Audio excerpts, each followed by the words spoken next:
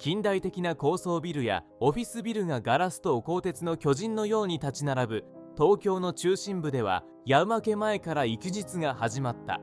大企業の18周節ケテの本社ビルでは、かすかに聞こえるが覚え間なく続く掃除機の音で日々の仕事が始まっていた。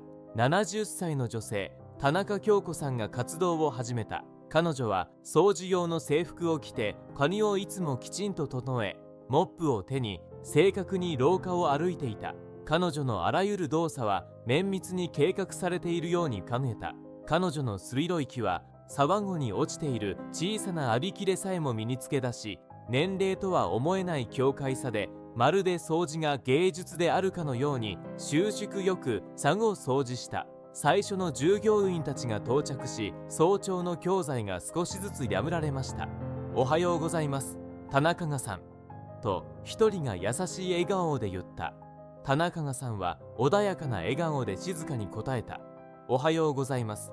と彼はすね言い、仕事に戻った。スタッフにとって田中さんはただの掃除婦だった。いつも早朝に現れる控えめで親切な女性でしたが、誰も彼女を一個以上のものとして見ませんでした。しかしその日、思いもよらぬ出来事が起こることになる。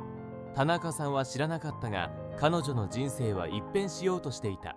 そしてそれとともに、あなたの周りの多くの人の認識も同様になります。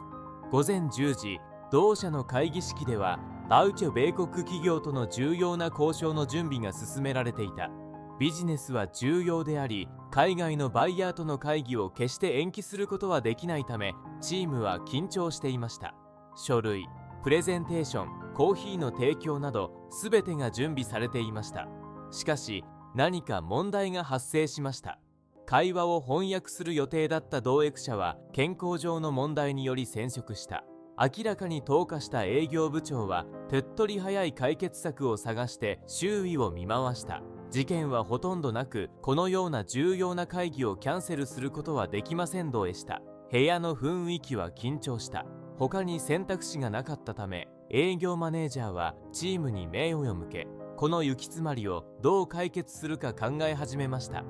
ちょうどその時、柔らかな声が聞こえた。すみません、何かお手伝いしましょうか。田中教師は他の日と何ら変わらないかのように、清掃員の制服を着たままモップを手にそこに持っていた。従業員たちは驚きと会議の入り混じった表情で彼女を見た。彼らは自分が聞いているものが信じられなかった。田中さん、あなたが同一をしてくれるんですか。営業部長は明らかに困惑しながら尋ねた。部屋の残りの人々とはまるでこれが冗談であるかのように緊張した笑い声で満たされた。しかし田中さんはためらうことなく冷静に答えた。はい。彼女は簡単にうなずきながら言った。他に選択肢がなかったため、営業部長は進まなかったものの、田中さんの協力を受け入れた。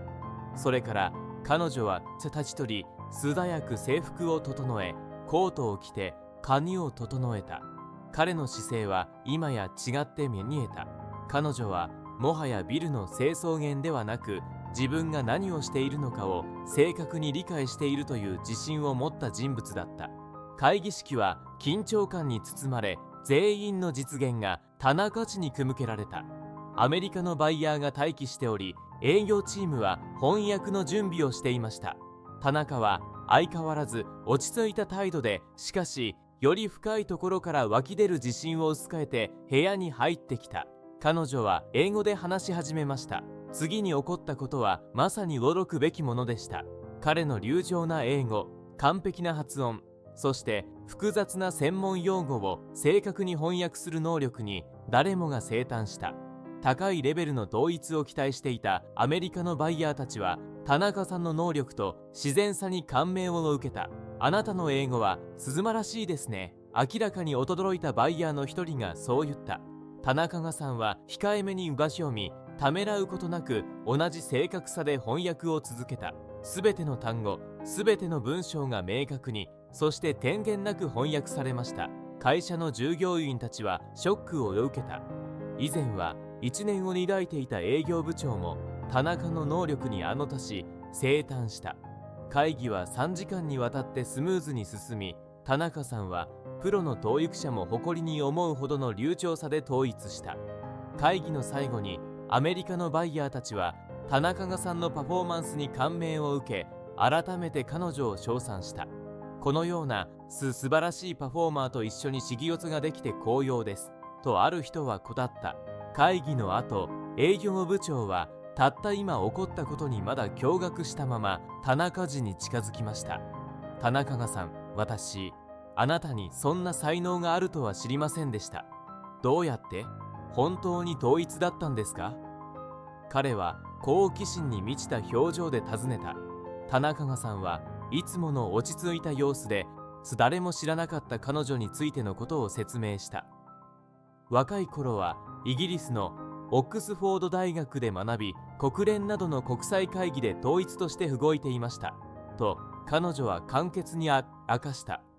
その後、両親が病気になり介護をするために日本に戻りました。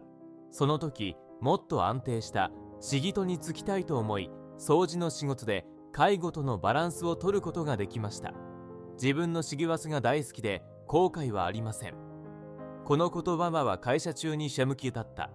田中さんは単なるビルの掃除服ではなかった。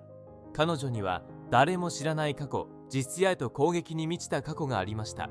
社員たちに最も感銘を与えたのは、田中さんが自身の人生の選択について謙虚に答ったことだった。彼女は認められることや自分の地位を気にしていなかったが、それが彼女をさらに称賛に資するものにしていた。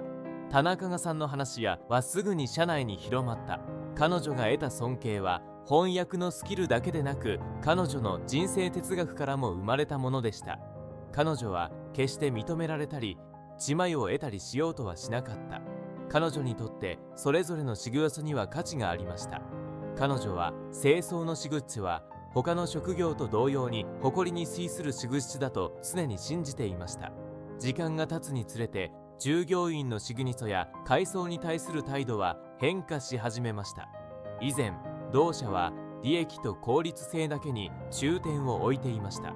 現在、同社は田中氏のそれにかない一や物書きに関係なく社員の真摯な努力を評価するようになった。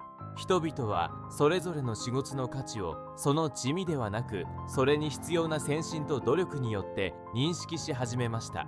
田中さんは相変わらず熱心に仕事を続けていたが、今や彼女は単なる掃除服以上の存在になっていた。彼女は謙虚さ、誠実さ、尊敬の象徴となった。コーヒーブレイク中に彼女についての会話が日常的になり、彼女の話は多くの人々に自身の職業に対する見方を再考するきっかけを与えた。田中さんが75歳で定年退職するとき、会社は盛大な送別会を開いて彼女を弔えた。